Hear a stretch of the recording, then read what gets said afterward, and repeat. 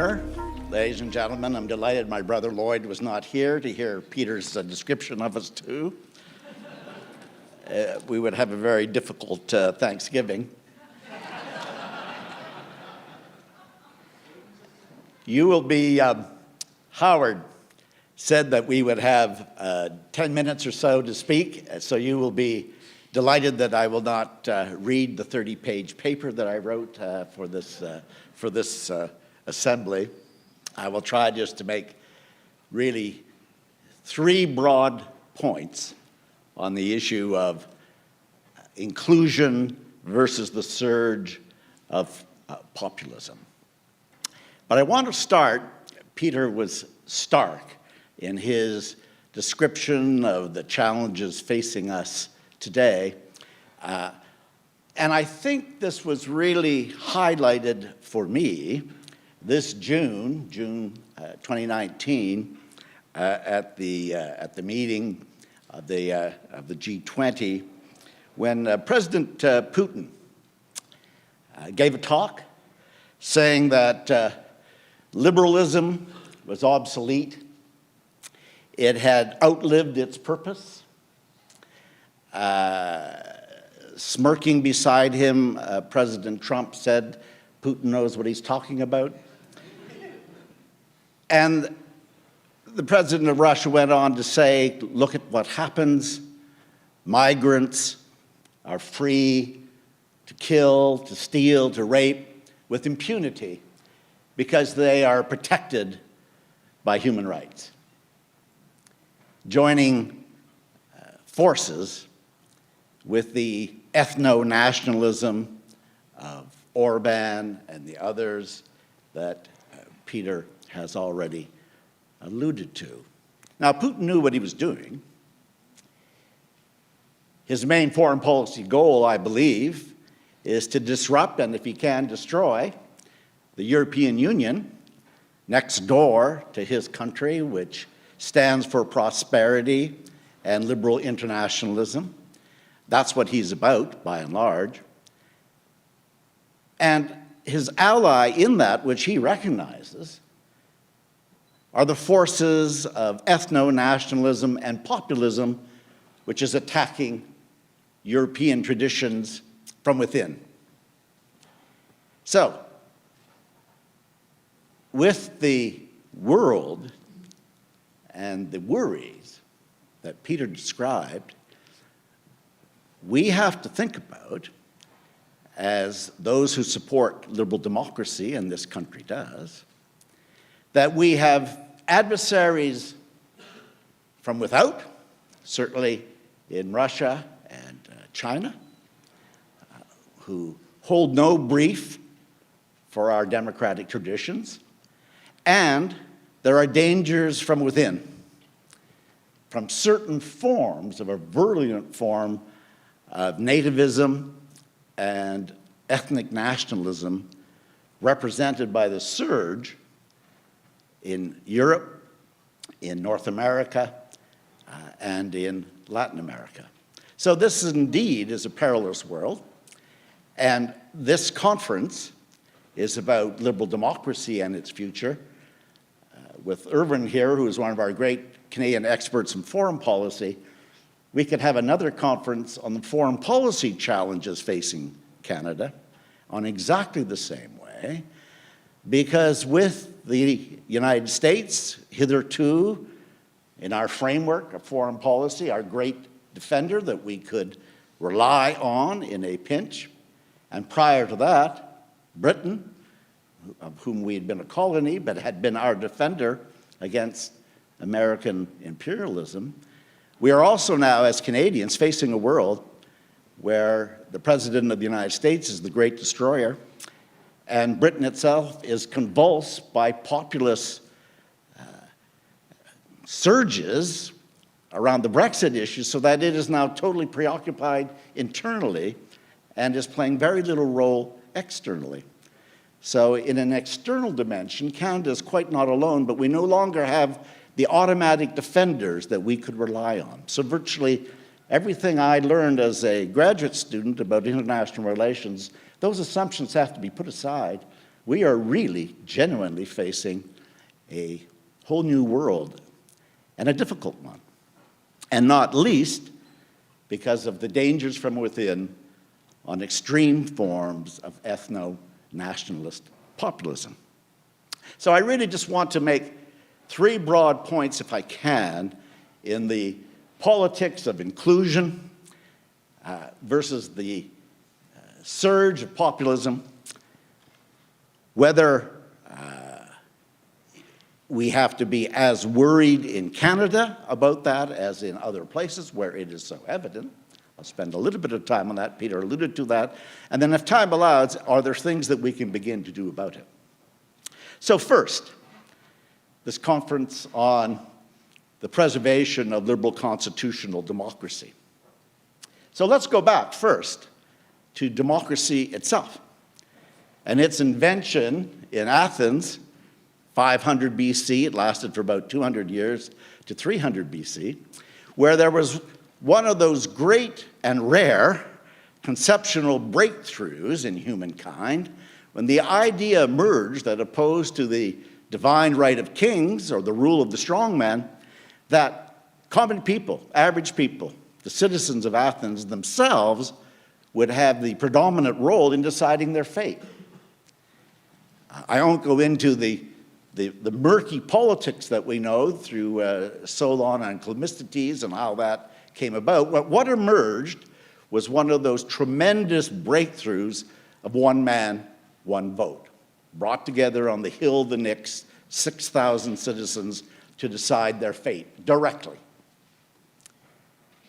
Now, Pericles thought that democracy, the Athenian democracy, was a model for humankind and a model for his world. When we look at Athenian democracy, we see right at the start, and the critics right at the start, for Plato and Aristotle, raised issues about how majoritarian democracy could work with the excesses of which it was could be preyed upon by rumor, emotion, and what we would call fake news. Athenian democracy ruled out, excluded women, slaves, and immigrants. There were about 50,000 citizens in Athens out of a population of 200,000. So it was a conceptual breakthrough, but it was a conceptual breakthrough for men. And similarly, in bringing citizens together to rule democracy, outrages occurred, such as the trial and execution of Socrates, based on rumor and reputation that he was corrupting the youth of Athens. So right from the start, there was both the brilliance of the idea of common people having an influence on their own fate, with those dangers that were ever present, that they could be ruled by emotion and often excluded others. So that was the first major breakthrough of what we are trying to defend. That concept that common people, average people, have a role in their society, but with the necessity for safeguards. So, what was then added as we roll through the centuries is that, added to that, as Peter talked about and Natalie talked about our expression of it in our Charter of Rights and Freedom, added to that concept of one person, one vote, was the idea that the individual should have a predominant focus within that collectivity. That it was not enough to have majoritarian democracy, that every individual had a relationship with the divine, and if that was the case in religion, that should be expressed in the way that we governed ourselves on earth. And therefore, much later than Athenian democracy, the idea of human rights, the idea of an individual-centered culture of liberty began to develop and to be added on to that original breakthrough of Athenian democracy. And so through Locke and Grotius, Montesquieu, a variety of philosophers in the Age of Enlightenment, began to grow our concept of individual human rights. And that culture became crucial, as Peter has talked about it, not just democracy, but liberal constitutional democracy, that we are moral beings with a claim on fair treatment and justice. So that is the second critical piece that was added in our evolution toward inclusion. And as the ages progressed, the idea of inclusion then spread horizontally. Who was to be included as the citizens? And so here in Canada, in the Assembly of Nova Scotia in the 1850s, property restrictions were taken away so that everyone could vote. One wouldn't have to be rich in order to play that role in your society. And then also in Nova Scotia, religious discrimination against Catholic and Jews began to be removed. And in 1916, my home province of Manitoba gave rights to women, so half the population wouldn't be excluded. And then as late as 1960, Indigenous Canadians were given the right to vote. And so horizontally, we and many other nations expanded that concept of inclusion. But while it was expanding horizontally, it also was expanding vertically, because beyond the constitutional rights that we had as citizens, then was added onto it an expanding definition of what it meant to be a citizen. It wasn't enough just to have the legal right. Did we also have equality of opportunity so we could exercise our impact on how we were governed in a fair manner, so that the race would be at least evened out a little in the economic front, and more engagement in terms of participation. And so we have spread the concept, the politics of inclusion, horizontally, and we have spread it vertically. And this country, not least in that spreading of the idea of liberal constitutional democracy, has gone very far, and we should be proud of this, with the Charter of Rights and Freedoms, which Natalie described, which puts so much of the value of inclusion within the Constitution itself on the provisions on multiculturalism, equalization, and so on. But at the same time, in the 18th century, with the French Revolution, which began with the Declaration of the Rights of Citizens in 1789, at the exact same time that we were bursting forth with this idea of rights and the culture of liberty, at the same time, the idea of ethno-nationalism was born. The French Revolution turned into the Terror, and then it turned into Napoleon's conquest, and it turned into the idea of the people becoming a nation. And that concept of a nation, some were included and some were not. That idea of nationalism, ethno-nationalism, is at least as, and may be more powerful than the idea of individual human rights, with our claims of the individual at the center. At the same time as one was born, so was the counter idea. And the two have contended in many ways ever since. So that then leads us into the second main point, which I begin with, which is to talk a little bit about populism, what it means, and how it is playing out. Now, populism, its name comes from the Populist Party of 1892, Farmers' Party in the United States. The title was given to it, whose slogan was to raise more hell and less wheat. And that name from the late 19th century, built on an earlier tradition of frontier democracy in the United States, where the United States began as a very limited democracy, like Canada, with property rights and the non-election of senators and so on. But with the addition of Western states like Kentucky and Tennessee, the mobility and the equality of the frontier was brought into American politics. And that was represented by Andrew Jackson in 1828, who won really the first mass democratic election because property restrictions had been taken off all of the states.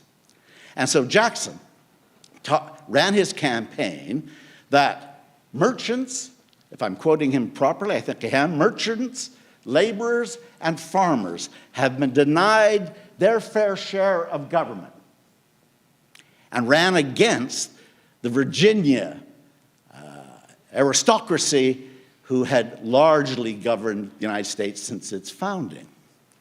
Now, Jackson, at 13, had participated in the American Revolution, fought many duels, could not read or write, was a slave owner, brought slaves into the White House, and one of his first major pieces of legislation was the Indian Removal Act, to kick out the Cherokee and to remove them to Kansas so the land could be taken by the settlers. A thoroughly unpleasant man. You won't be surprised that President Trump has put his picture in the White House. But that early burst of populism was the common against the elites of the United States. And if we look at populism ever since, it begins with that basic approach, that a section that we are being denied by a sitting elite, and we will use our force at the ballot box to change that. Now, not all populism, therefore, is necessarily wrong or bad, all right? It is a group of citizens who feel aggrieved, who feel left out, and exert their force against the prevailing quote-unquote elites who are running their countries. We've had many examples of populism in Canada. My grandfather was a populist. He was a strong and early supporter of the CCF, the predecessor of the NDP. And I grew up listening to him talking about how the economic interests run by the CPR and the grain companies were against the interests of my grandfather and his fellow farmers in Saskatchewan. They weren't wrong. The economic dice were loaded against them. So populism does not have an ideological formulation or even a policy prescription or left or right. It is a series of attitudes around the concepts of elites versus the common people. Now, the danger of this, with my caveat that it's not all wrong, because there are many times when elites need a thorough shaking up. The danger of it is this, however. Along with the idea of representing people, many populist movements and leaders represent the people, not some of the people. They take upon themselves that they are the true representatives of the collectivity, and that those who are opposed to them are somehow outside of the realm of responsible citizenship. So, President Erdogan of Turkey responded to his critics by saying, "We are the people, who are you?" All right? Within the United States, President Trump would talk about the real Americans, those who voted for him, ignoring the unreal Americans who had voted against them, most of them, actually. This concept of taking on, believing yourself to be a representative of the mass, and excluding others who were included in it, then leads to a hubris that begins to impinge, which we know empirically, on many of the constitutional safeguards that Natalie and others have talked about. If you are the representative of the people, what right does a parliament have to restrict the executive?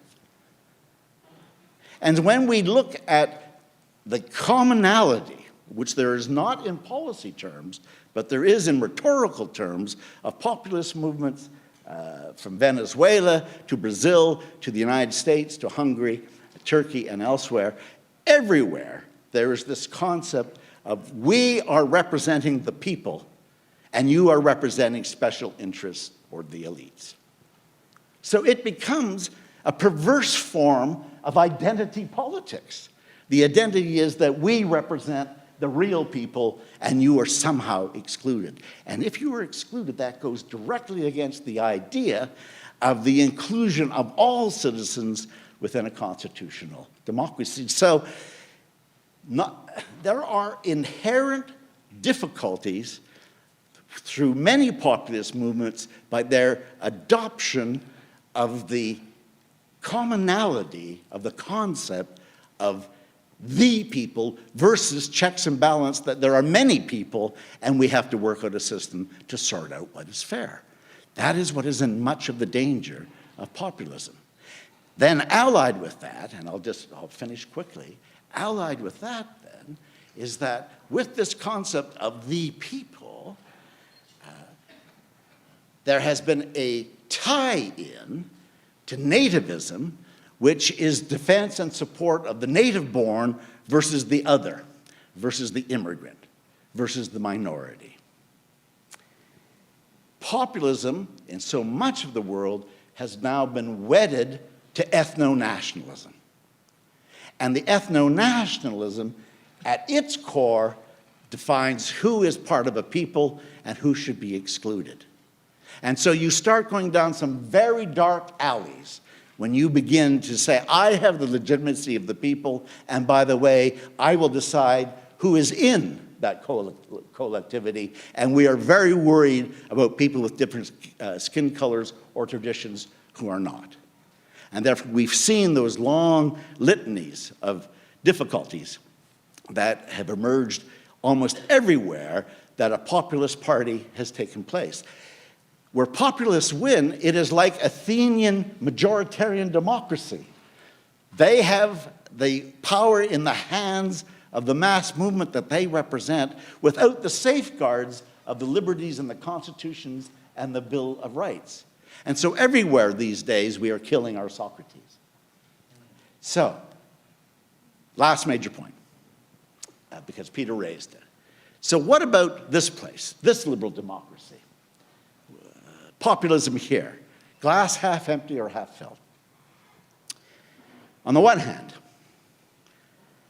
Canada has stood out by the fact that we have not had a full-blown populist explosion that has been represented politically. Yes, we have Mr. Bernier, but he's running at 2 to 3% in the polls. All right? We had explicit ethno-nationalist leaders running for the leader of the Conservative Party, but they did very badly, 8 or 9%. Okay? There are a potential currents of populism within Canada, but they haven't had the political expression that we have seen in the United States and Hungary and elsewhere. When we look at immigration, all right, Canada still is about 60 to 65% in favor of immigration, with about 30% worried and opposed. On nativism, right, that those of us who are born here should have more rights or more say than those who come here. A recent survey by Simon Fraser showed that about 40% of Canadians, which is pretty high, believe that the native-born should have more rights, but 55 to 58% were opposed. So Alan Gregg, one of our best pollsters, has looked at the Canadian population and on a whole battery of definitions of populism, and has found that about 25% of Canadians are what he would call globalists, about 25% adhere to almost every strain of populism, and there's about 25% which lean populists but are in the center, and 25% which lean globalists but are in the center. So we've got 25 and 25, and as always with Canada, 50% in the middle, where we contend, all right? So we have not plumped to go over on the populist side, but no one should underestimate that there is a community of citizens here who feel very aggrieved. And in particular, Peter mentioned it, those who are economically disadvantaged and those who are economically fearful of their futures. And those people are not wrong.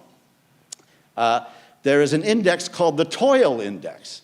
How much work does it take to get the goods that our society wants? Well, in the 1970s, it was about 40 hours of a working wage to pay your rent. It's now over 100 in our day. In Toronto and Vancouver, it's exponentially higher than that, i.e., there's a whole group of people, non-college educated, skilled labor, but without higher degrees, heavily male, who are feeling left out of the prospects that the country could hold, that no one speaks to them, and that few people know the duress they are under. They are not wrong about the duress. It is real. And there are grounds, potentially, for populist demagogues to play, though that has not yet happened in Canada, though Mr. Bernier is attempting it. So what this means is that when we look at policy terms, and my colleague at the University of Toronto, Peter Lowen, has just done a study for the Public Policy Institute, which shows that those who are leaning populists will look at any array of policy responses. That is, they don't have a strong view about what should be done about it. They just have a view that they're in real trouble. And therefore, what a potential possibility that those who believe in inclusion should include those who are being left out economically, those who feel no one is speaking to them. But unlike populist demagogues, the Orbans of this world or the Trumps, think of real policies that can deal with their condition on training, on assistance with childcare, on a host of intelligent policies that would do something really about their condition, as opposed to only articulating it, which is what populists tend to do. So, in our country, we are not at the tipping point, but we could be, and we will be, if we ignore the plight of those who are feeling left out, and if we don't put the intellectual resources in a major way to really think through how we will prepare for the future of Canada, when AI and automation will threaten a host of Canadian jobs, when traditional Canadian industries are all under distress, when we have the income inequality that Peter talked about. Those are very major issues. They could burst into the same populist outbursts we are seeing elsewhere. But it hasn't happened yet. And though this election campaign has been bereft of ideas, we still can retain hope that if we think it through, we can begin to prepare to avert the populist surge or apocalypse which is taking over much of Europe. As my old boss used to say, as Pierre Trudeau said, coolly, let us be intelligent. Thank you very much.